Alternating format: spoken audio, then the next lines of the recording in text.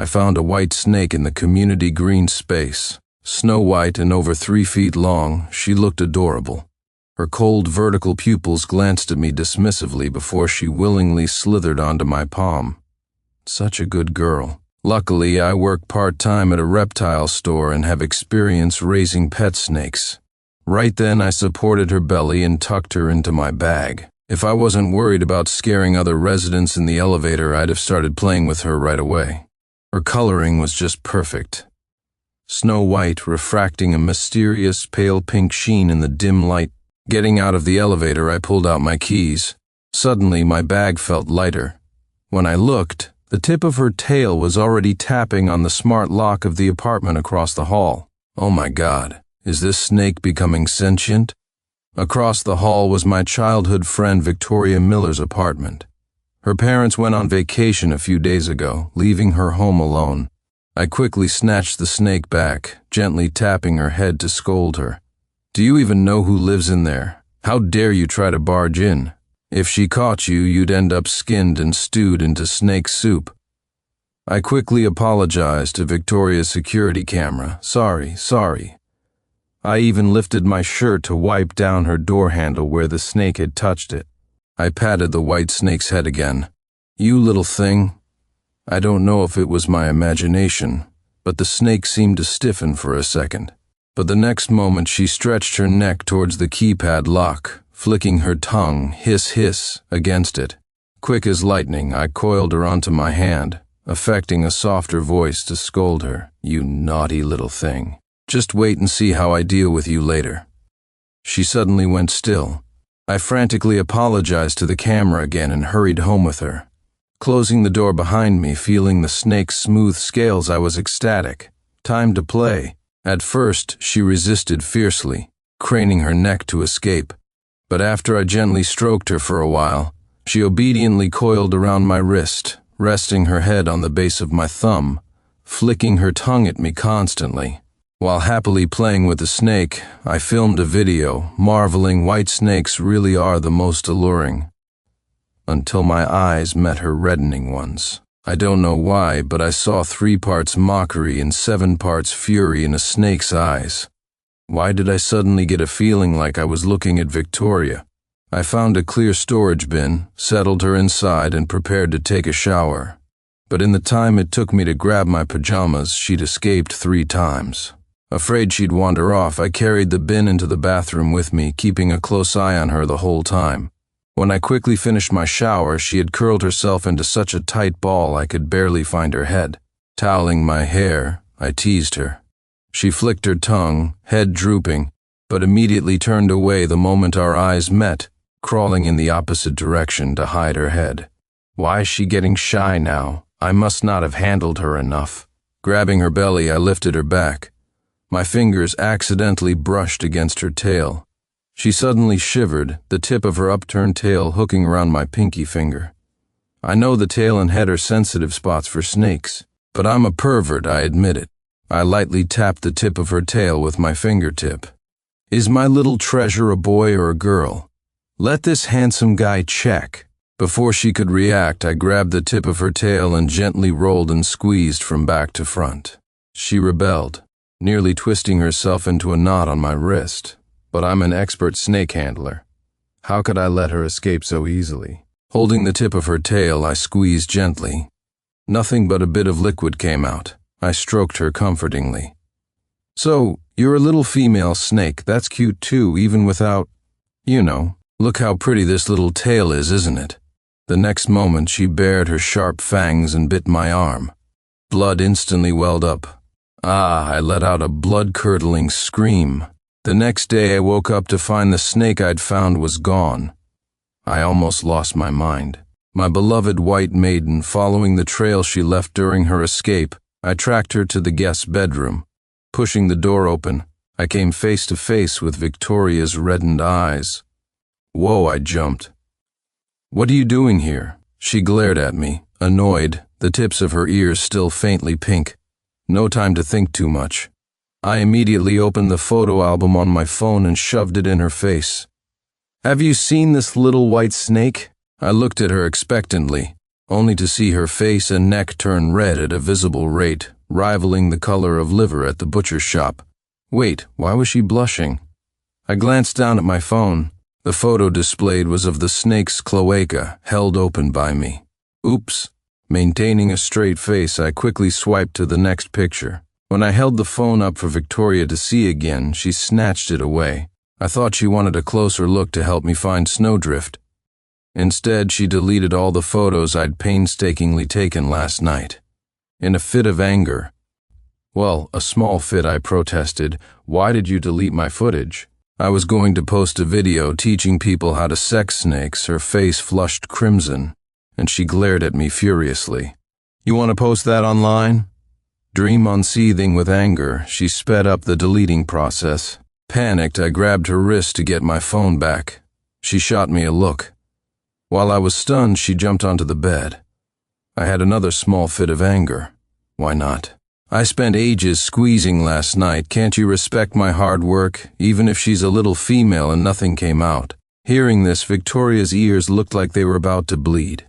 She kicked me in the face. Ow, I looked up and couldn't help but swallow.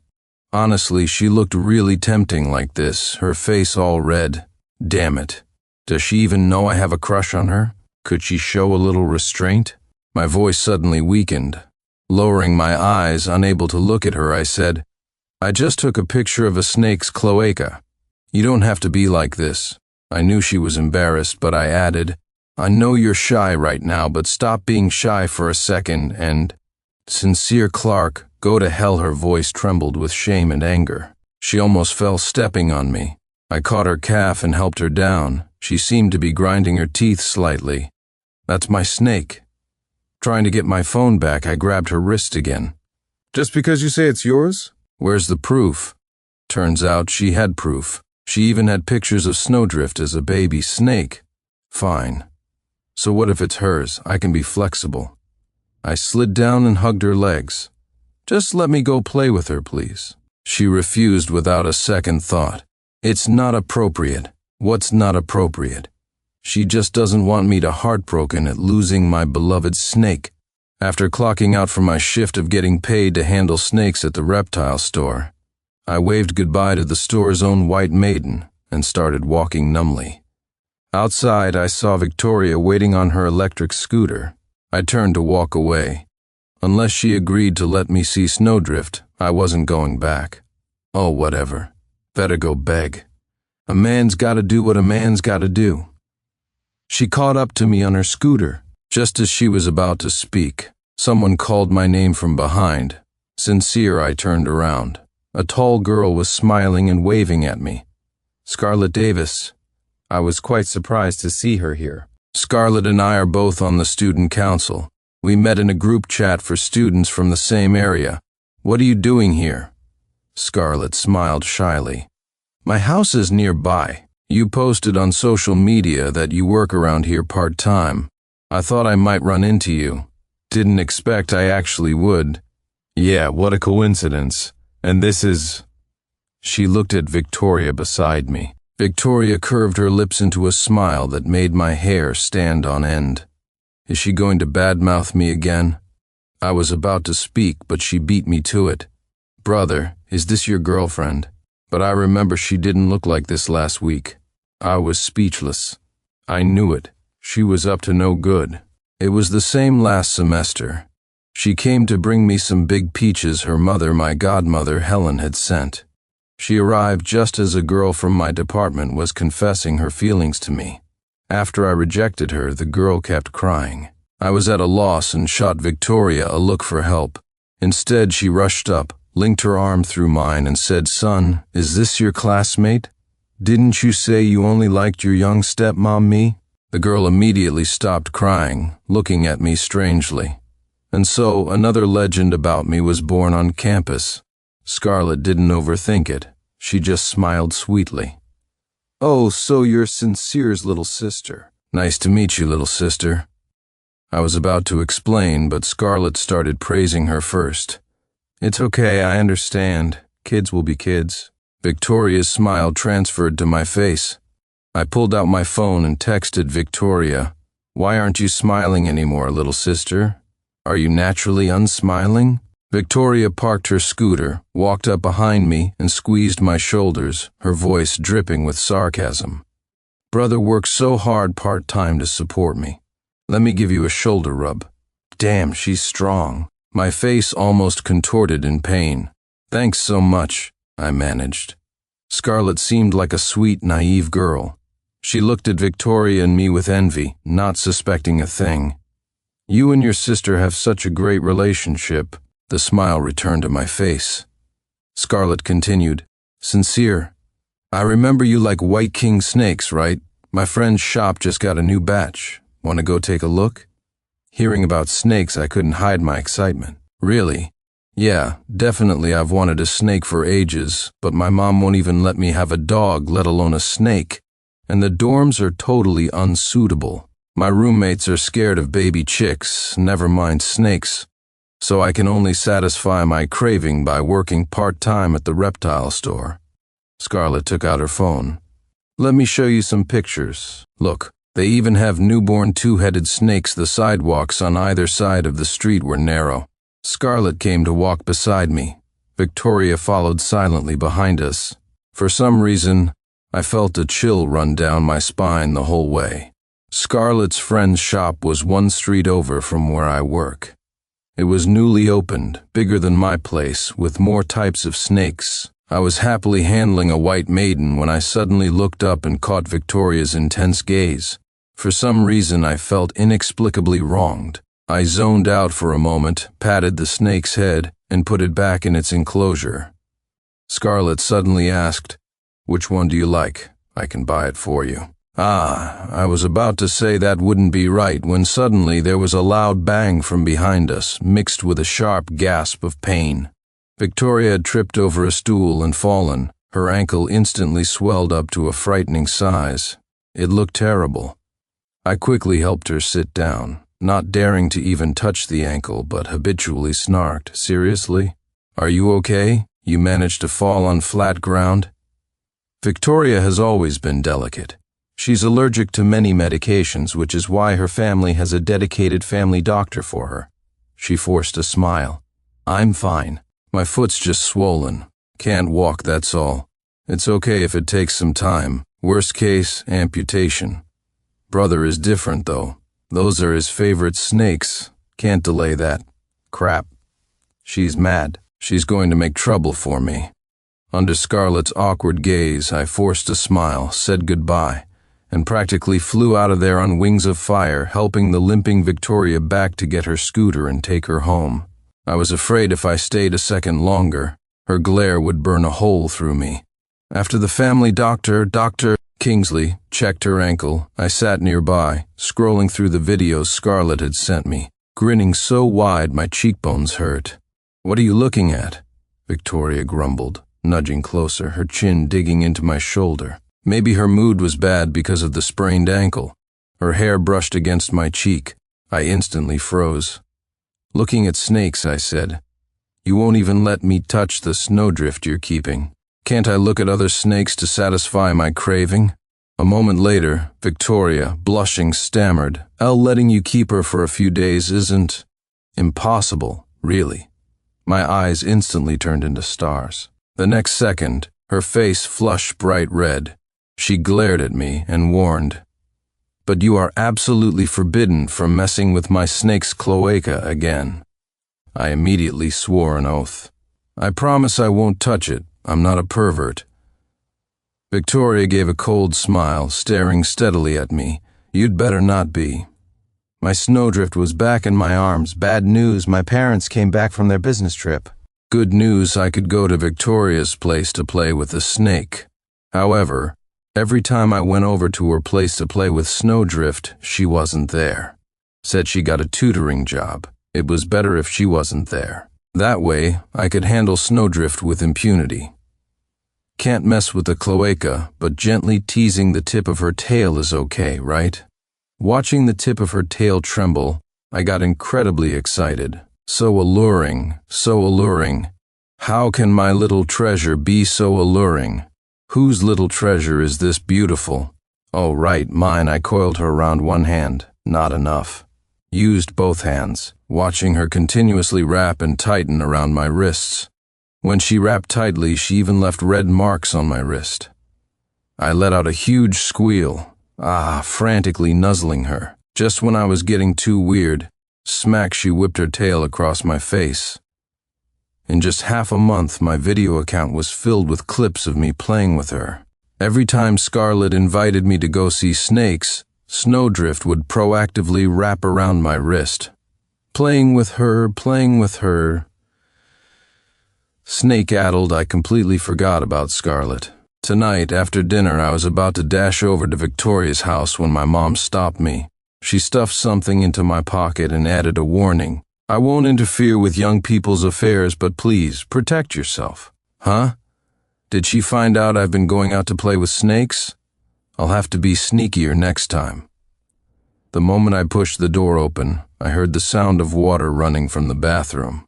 I was about to stand at the door and yell to scare her, but the bathroom door opened, steam billowing out. I saw Victoria, dragging a white snake tail, slowly slithering out.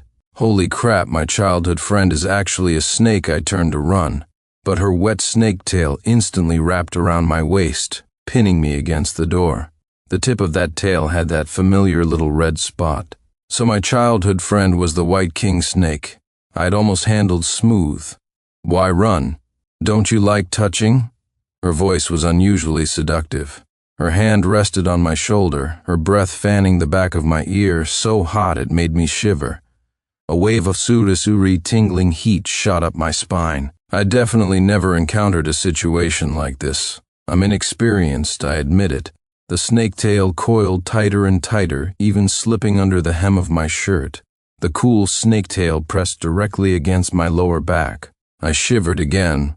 What is she doing? I'm never playing with snakes again. I swallowed nervously, gently grabbing the tip of her tail, trying to pull it away. But she wrapped me tighter. Her voice was muffled, strangely grieved, wronged.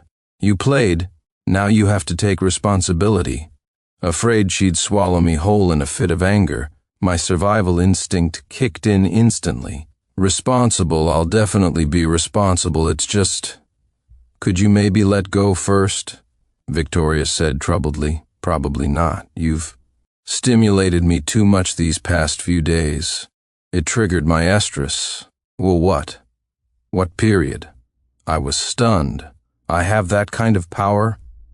Victoria had somehow fished a small foil packet out of my pocket. She held it up, looked at it, and chuckled.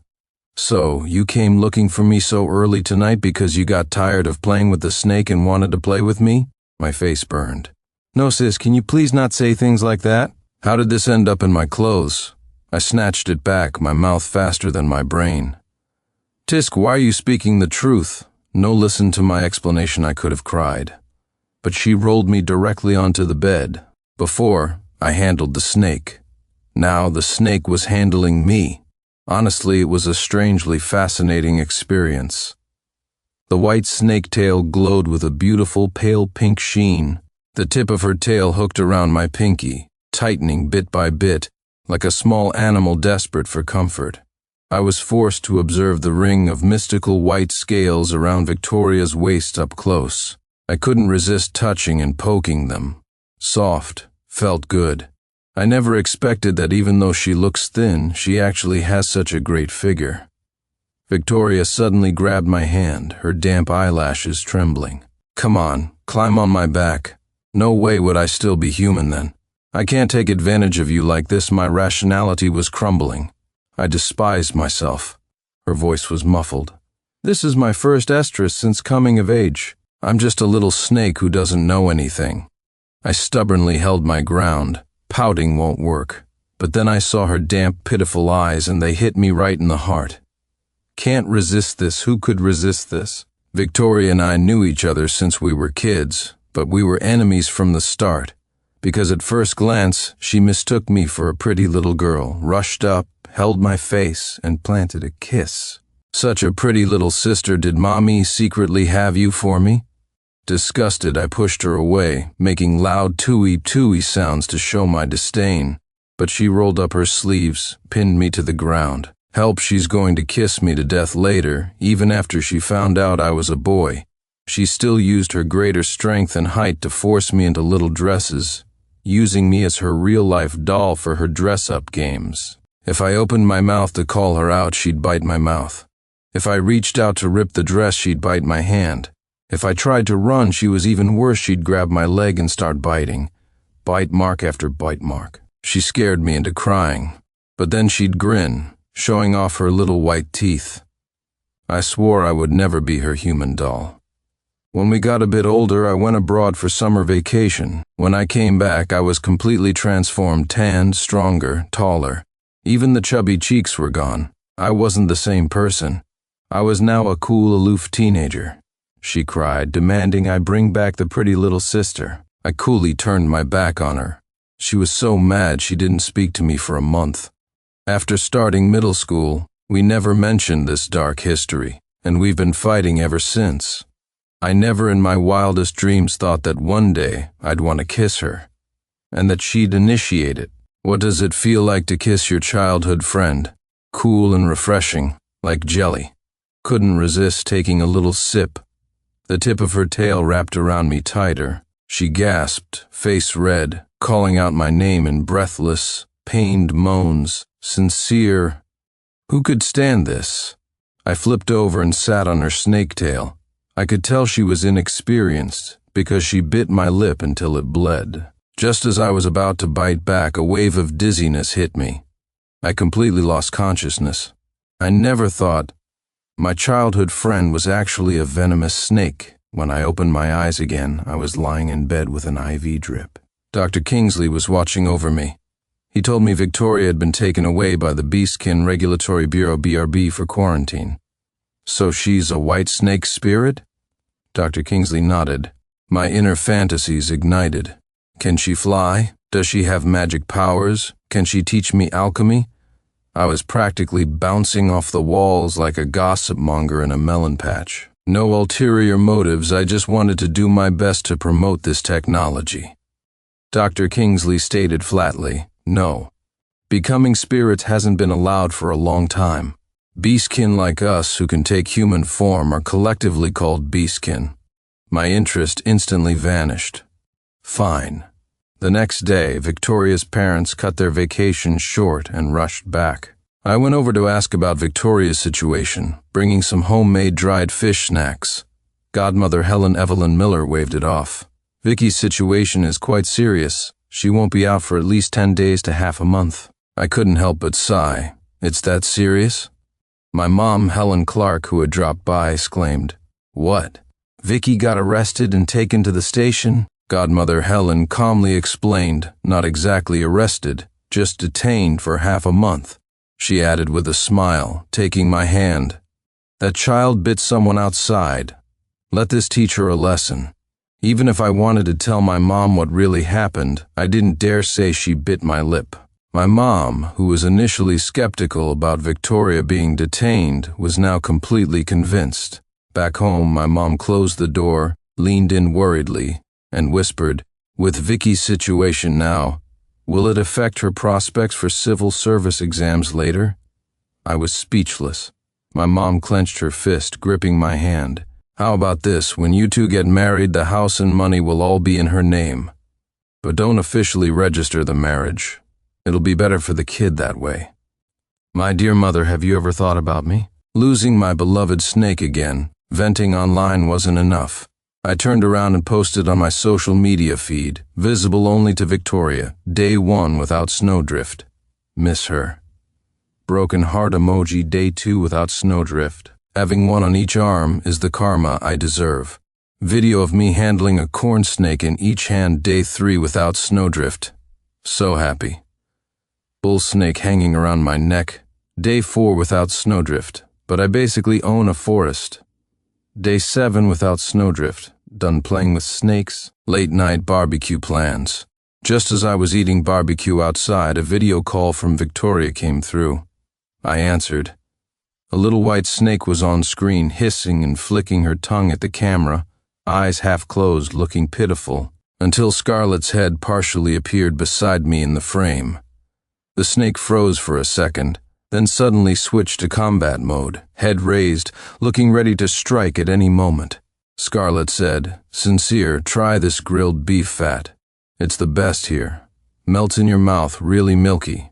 Seeing Scarlett offer a skewer of beef fat to my mouth about to feed me, the snake's eyes turned red. She looked down with a hint of malice, looking like she wanted to jump right out of the screen. Originally, I'd planned this barbecue with my CO workers from the reptile store, but on the way we ran into Scarlett and her friend. She said she knew a fantastic old barbecue joint. As foodies, we were instantly tempted and decided to go together. Scarlett frowned, looking worried. "Is this the white maiden you're keeping? She seems a bit aggressive. Maybe you should consider getting a gentler hognose snake? They're pink and really cute too." The Victoria in the video became even more agitated, tail slapping against the screen, constantly spitting towards Scarlett, who was in view. Scarlett's frown deepened. "Is she always like this? Maybe you should take her to a vet?" "No need. I like her just like this," I said quickly into the camera. "Sorry. I'll be back right away." The little white snake whipped her tail and hung up the video call. "Quite the temper. That's what you get for ignoring me for 7 days. Serves you right after the barbecue. Scarlett suggested we go check out the night market together. I was eager to get home, so I declined. Riding my electric scooter like the wind, I got home, took out my phone, intending to call Victoria back. Instead, I saw she had bombarded me with messages all the way home. Was the barbecue good? Man, are you worthy of my devotion these past 2 weeks? I'm telling you, Sincere Clark, next time you beg to touch me, don't even think about it. Why aren't you replying? Is the barbecue really that good? Hognose snake. That thing that only knows how to play dead all the time, what's so good about it? Have you seen any other snake like me? Half human, half snake, and with a pretty face? Sincere Clark, I'm telling you, you've lost big time. Blocked. Go eat your barbecue. Reading these messages, I rolled around on my bed laughing. Ooh, jealous are we? Totally smitten with me, huh? When I tried to video call her back, I realized Victoria had actually blocked me. The grin that reached my ears instantly vanished. I wasn't laughing anymore. I messed up. I immediately bombarded her on QQ. "Hey, accept my friend request." Victoria was playing it cool. Rejected. Get lost. My fingers were practically smoking from typing. "Can't you just give me a chance?" She ignored me. Day 2 of the Cold War. Godmother Helen handed her daughter over to me. She dabbed at her eyes with a tissue. "The doctor says Vicky's condition isn't good right now. She's showing signs of withdrawal." "Withdrawal? Victoria? Is this some new kind of scam?" While I was still confused, she grabbed my hand. "She needs your comfort the most right now. You know my daughter, she's timid, always stuck close to you since childhood." I felt inexplicably guilty. How could I tell Godmother Helen that actually back then it wasn't her clinging to me, but her using brute force to make me her reluctant sidekick? I looked at the motionless coil in the carrier. I reached out and poked it. It wrapped around my wrist with lightning speed. Godmother Helen immediately stopped dabbing her eyes, picked up her suitcase, her face blooming into a smile. "Sincere, thanks so much for this. Just check in on her when you have time. As long as she stays alive, that's fine." "Godmother Helen, couldn't you have kept up the act for one more second? Are you abandoning your daughter just for a vacation?" Bang, the door closed, leaving one human and one snake in the room. Victoria secretly hooked my finger with the tip of her tail, her tongue flicking against my wrist appeasingly. Who understands this feeling? Now, whenever I see her tail, I think about what I squeezed out myself that day. Ugh, I'm really the worst. I hid Victoria in a canvas bag and secretly brought her back to my room, hiding her from my mom. At night, after showering and changing into pajamas, I came out to find the little white snake coiled on the bedspread, eagerly waiting. Not a trace of withdrawal. I dried my hair with a hairdryer. Suddenly, she hid her head under her belly. I remembered. That day I showered. I think I brought her into the bathroom with me. Victoria peeked out with half her head, watching me. My hair-drying movements started to become stiff. Sincere Clark, you're supposed to be a man like an eagle.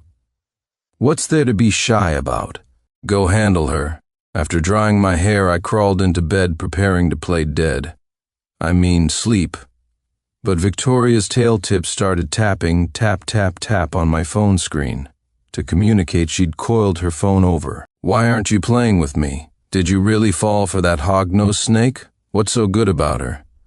Sleeping, I said. Then she got emo, started lying by the window, looking at the moon. I scooped her up by the belly and pulled her back. She immediately straightened her body, trying to slither out of my hands. I twisted my wrist and coiled her back. Kissing should be okay, right? I gently touched her head with my lips. She got shy again and started burying her head in her own belly. Sigh, complicated feelings. I placed her beside my pillow, turned off the light, and went to sleep. In the middle of the night, sleeping soundly, I suddenly felt my palm being scratched. Something cold leaned against me. Opening my eyes, I saw Victoria's face magnified in front of mine. She was using my finger to unlock my phone, adding herself back on WeChat. Looked like she wanted to give me a surprise. I watched her finish the whole process and asked quietly, "Done pretending to be a snake?" Victoria stiffened for a moment, then quickly shoved her beautiful snake tail into my hands. "For you to play with," she added, blushing. "It's not only white, but also very smooth.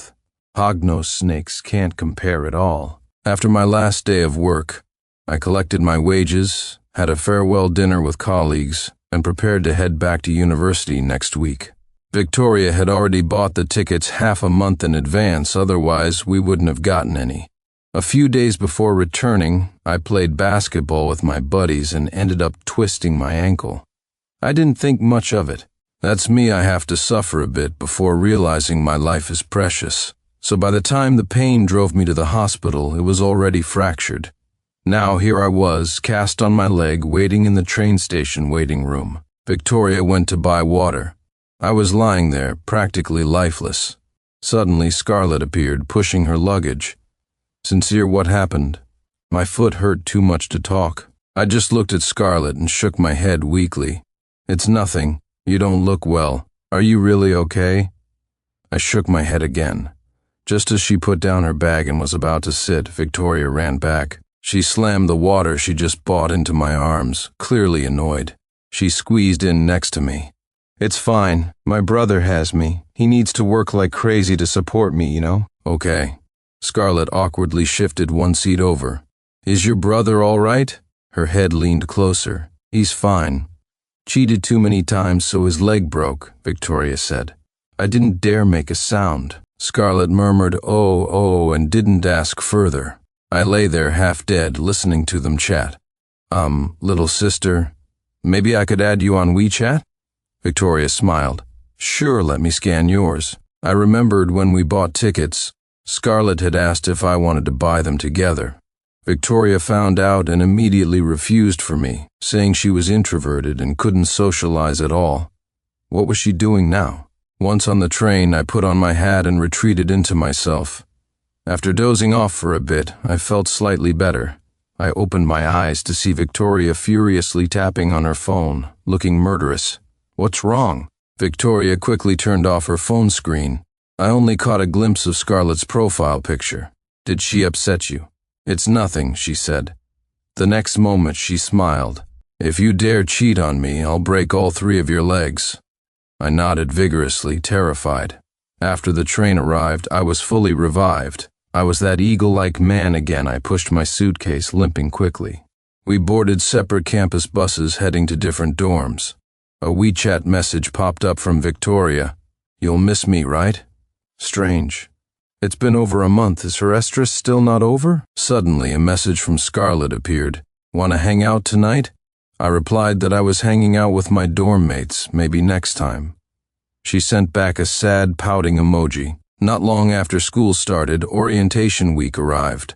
Both Scarlett and I were on the department student council, volunteering to help freshmen with registration. At noon, under the blazing summer sun, I sat in the shaded tent, fanning myself with a school map brochure. My minifan had died that morning and was charging in my dorm. Freshmen trickled in. I held up a sun umbrella, guiding a few directionally challenged students. By the time I got back to the main tent, I was drenched in sweat. Just then, Victoria rode up on her electric scooter, looking bright and gorgeous, incredibly eye-catching. She stopped in front of me, ostentatiously holding an iced lemon tea and taking a big gulp right in my face. "Senior, thanks for your hard work."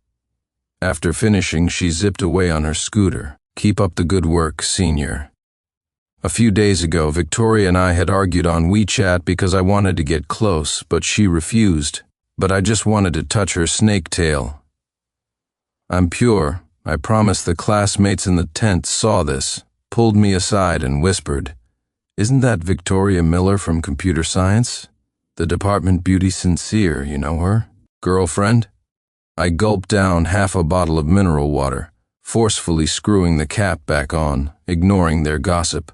Someone leaned in and whispered, "I heard her family situation is kinda complicated." Someone else asked, "How so?" "I heard she's actually a young stepmom, has a son around her age. She even chased him all the way to this school." "Whoa, that explosive? Sincere, you know her, right? Is this true?" I was instantly speechless. If they knew the son she was talking about was me, I'd die of embarrassment. I immediately said, "Of course that's fake. I need to tell her not to spout nonsense next time." Look how distorted the rumors have become just then. Victoria returned on her scooter. This time, she brought a large box of chilled watermelon and a big bag of iced mung bean soup. "Reward for you," she said haughtily. I loved it. Instantly, all eyes in the tent focused on me. After distributing the mung bean soup, she leaned close to my ear and whispered, "Fine, I'll let you handle me, okay?" I nodded with satisfaction. As we were enjoying the iced mung bean soup, Scarlett and other volunteers, finished with lunch, came to take over the shift. Before leaving, Scarlett confirmed the location for our dinner gathering that night. Victoria pinched my arm, wrapping hers around mine, looked at Scarlett, and asked me with a smile, "Brother, do you mind if this family member tags along?" My classmates' gossipy eyes darted between the three of us, like meerkats in a field of drama. I wished I could sink into the ground right there, because everyone knew Scarlett liked me. She had confessed during a gathering after school started, but I had firmly rejected her. Someone spread the story, and soon the whole department knew. Now this was the juicy love triangle drama they loved to see. The next moment, Scarlett burst into laughter, her whole body shaking. Of course, welcome, I saw the shock on their faces, just as I'd expected. Only I knew the truth. Scarlett, that sweet and naive girl, genuinely thought Victoria was my actual sister. "Help somebody save me at the dinner party," Victoria unapologetically squeezed in next to me. Scarlett, meanwhile, was maneuvered by her good friends to sit on my other side. The gossip spotlight scanned back and forth between the three of us. I felt like I was walking on thin ice, head down, stuffing my face, determined not to give them any fuel for gossip. Everyone was having fun. Drinking started. I initially told Victoria not to drink, but she felt I was looking down on her and defiantly poured herself a large glass. After 3 sips, she was completely drunk, looking totally out of it. As I was pulling her up to take her back, she suddenly threw her arms around me, her voice coy. "Didn't you want to handle me? Come here and kiss me, and I'll let you." I became the center of gossip again. Their excited eyes felt like they were burning holes in me. Scarlett, who had been scooting her plastic stool closer, froze instantly, staring blankly at Victoria, looking completely shattered. She cried out, aggrieved, "Aren't you Sincere's sister?" Victoria grabbed my hand and declared righteously, "Yes, that's right, I'm his dear sister from another Mr. and..." Mrs. carrying Victoria's bag, I laughed awkwardly, meeting everyone's blazing stares and Scarlett's heartbroken expression.